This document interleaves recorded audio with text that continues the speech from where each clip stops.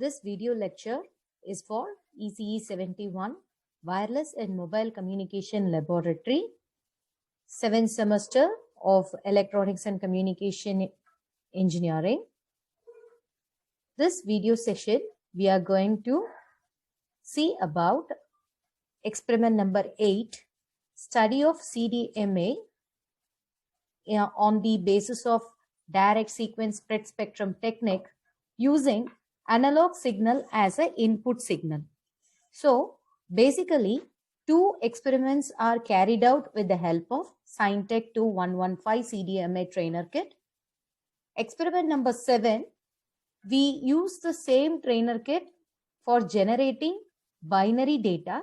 Now we are going to understand the functionality of the trainer kit with the help of analog signal as the input signal. The experiment title is Study of CDMA DS, that is direct sequence spread spectrum technique using analog signal as an input signal. And aim is to study the DSS modulation and demodulation using analog signal as an input. Tools required, we need that Scientech 2115 CDMA technique textbook. To power up this particular trainer kit, we need a power supply, and then we need an oscilloscope to check the waveforms which are obtained from the trainer kit, and connecting probes. This is the connecting diagram. In this connecting diagram, you can see here we have a power button which indicates whether the kit is turned on or off. To make this power button function, we have to connect the power supply directly to 230 volt AC input and plug in the DC output from the power source to the trainer kit. And near to the power supply, we have the audio signal generator. As you can see here, this audio signal generator has two output pins.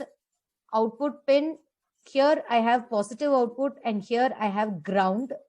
And these two signals are controlled by the amplitude and frequency variating switches.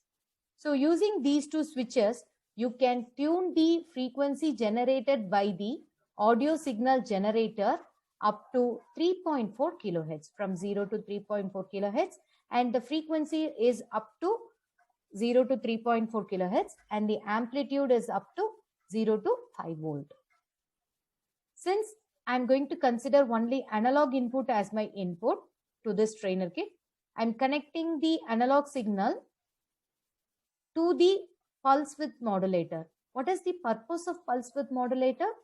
This analog signal cannot be directly given as input to the direct sequence generator. So what we are doing is, with the help of pulse width modulator, we are using analog signal generator output to be given to the pulse width modulator. Here you can see that red color line. This is your connecting wire. And using another connecting wire, I can take the output and give it as input to the direct sequence spread spectrum generator. So this exclusive OR gate is going to perform DSS operation. To perform DSS operation, I need another input. So this another input is provided by the PN sequence generator. Here, this PN sequence generator is a clock driven circuit. So to provide clock input, I am using this clock generator. You can see here it is 240 kilohertz clock. This clock pin is treated as a output and this pin is connected through the clock input. And here we have 4 different options. This 4 is considered to be, this 4 blocks, A, B, C, D is nothing but your flip-flops, and you can select the length of the pseudo-random signal generator.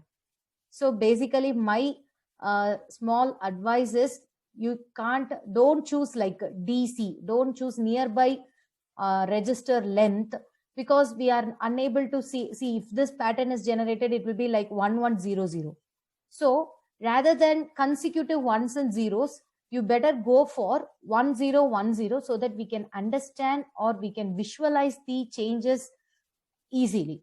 So here in this circuitry, what has happened? I have connected switch D and I have connected switch C to the sequence generator, that is PN sequence generator. The output of the PN sequence generator is given as the input to DSS generator. By having the two inputs, the output of DSS will be a wideband signal in unipolar condition. So the unipolar condition is not considered as favorable for modulation technique. So these unipolar signals are converted to bipolar signals with the help of unipolar to bipolar converter. So when you have a view on the signal as an input to unipolar, you can see that the signals are like 0 to 1 transition. When you observe the signal at the another end, or when you observe the signal at the output of unipolar to bipolar converter at this point, you can check that your signal is now available in plus half, 0 and negative half. So with the help of positive and negative poles in your signal, the signal is ready for modulation. This message signal is given to the binary phase shift keying modulator BPSK as a message input, and carrier input is obtained from the fixed carrier generator of frequency 1.44 megahertz.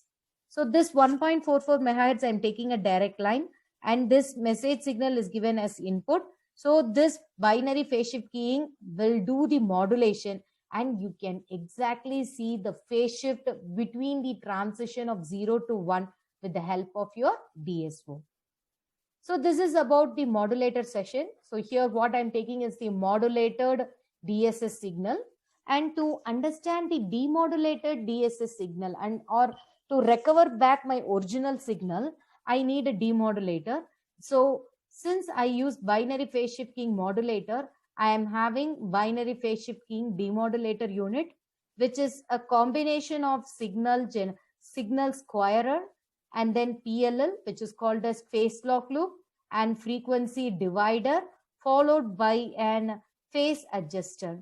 So with this help of the circuit, I can detect the spreaded wideband spectrum of my signal, and this spreaded wideband signal is treated with the low pass filter to get only my message signal, and it is given to a comparator.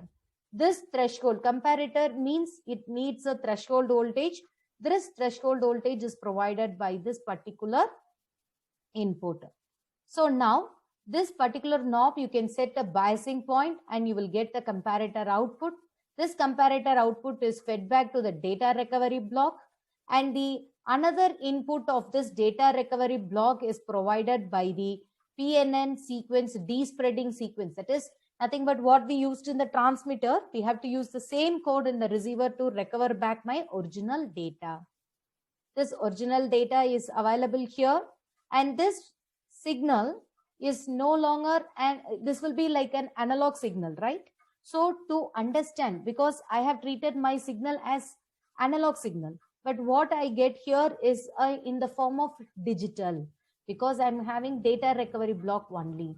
To once again represent the analog equivalent of this digital data, I am using this low pass filter and the power amplifier. So once again, you can go back here, and with this control unit, when you take the output, you can see the analog signal which is transmitted.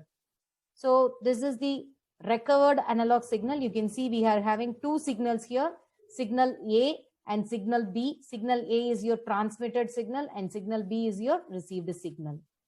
So this is the theoretical introduction for experiment number 8, and now we will get into the live demo for the same experiment, which is study of DSS trainer kit with the help of analog signal as input. Students, this is the practical session for your 8th experiment, study of CDMA DS SS, that is direct sequence spread spectrum technique for CDMA using analog signal as an input. In the previous 7th experiment, we make use of binary data sequence generator and we make use digital data. Now we are going to do the same experiment for the analog input. As we all know, the requirement for this particular experiment, we need a power supply which power ups the Syntec 2115 kit, and this is the power supply what you are seeing here, and it has two ends. One is the input to 230 volt and its output is taken and connected here. You can see this now. This is the power connecting cable, and as it connects to the power and we switch power it off, you can see the indication that power is flowing inside this trainer kit. And this is our trainer kit. CDMA trainer kit is here, and it is a self-explanatory kit. You can see here the schemes of all whatever explanation we have done so far is given here. And now for the output unit, we have a DSO unit to record it. And in DSO, I am going to use a single channel. So this is the probe connected with the DSO, and I have a negative probe as well as a positive probe. This negative probe is always advised to connect to any one of the ground point which is available in the kit. Don't disturb this point after this.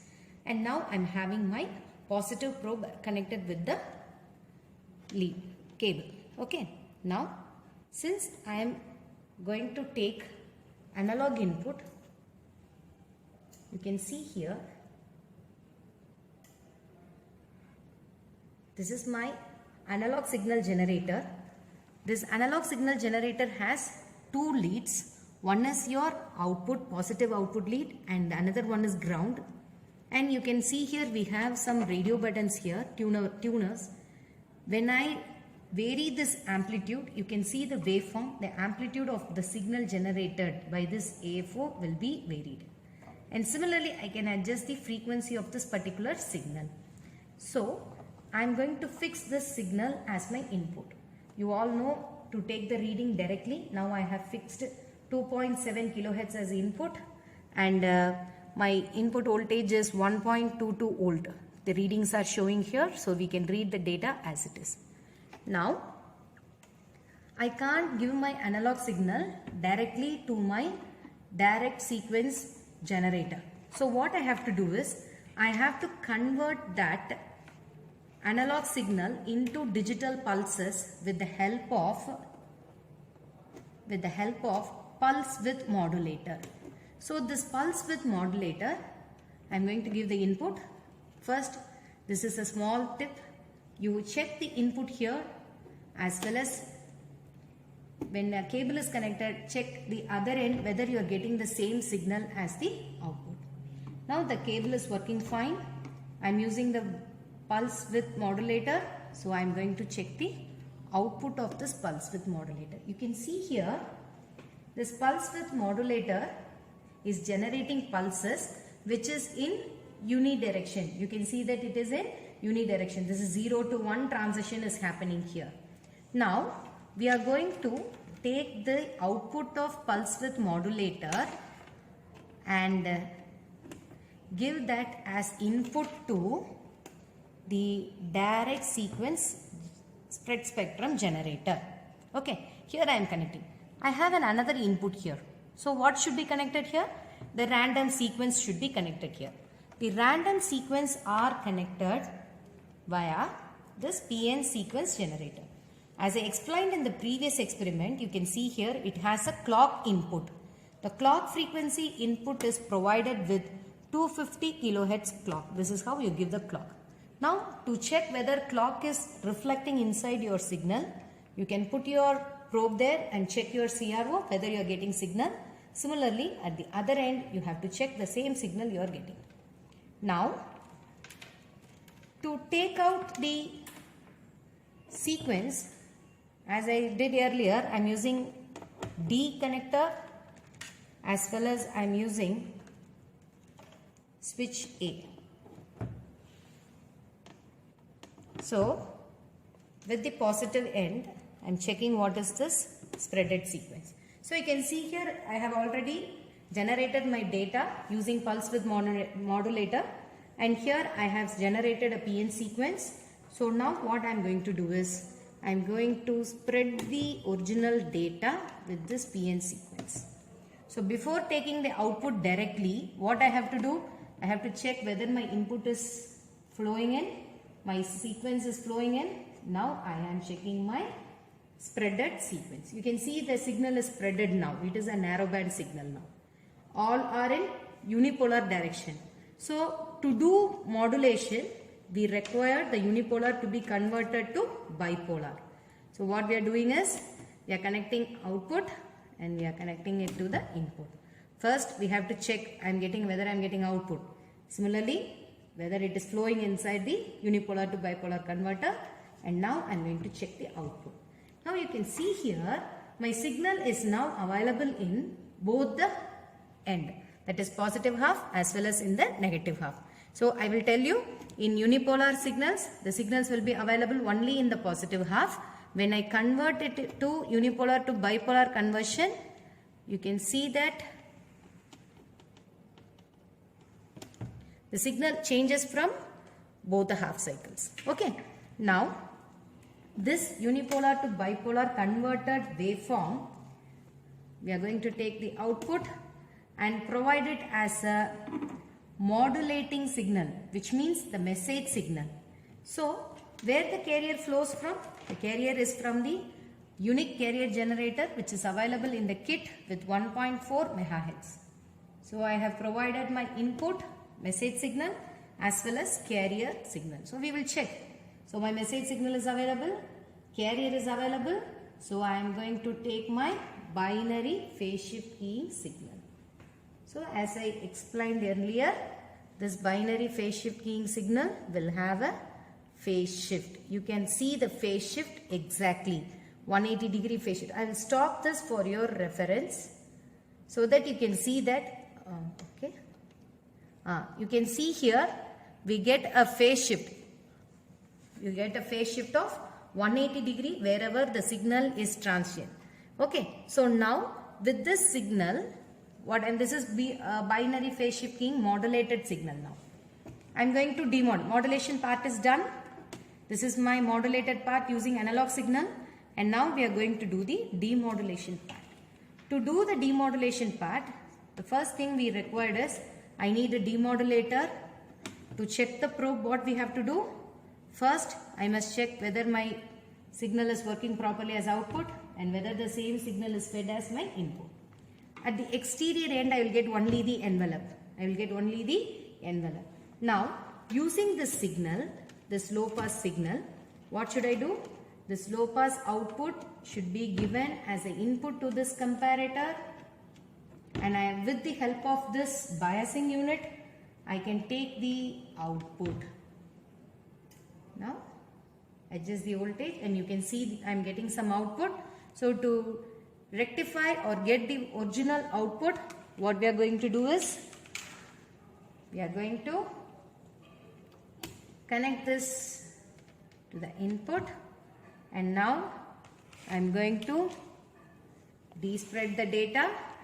Despreading of signal happens with this PN sequence, and this despreading of data is given here. Now I am going to check the signals. I am getting my signals properly. So this is my output.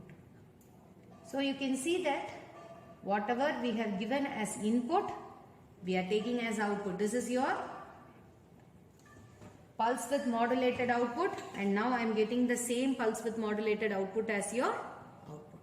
So this is how we study about direct sequence spread spectrum technique using analog signal. I hope now you can understand this, and this experiment demands stage by stage output. You have to physically measure the data as well as you have to pictorially represent your outputs. Thank you.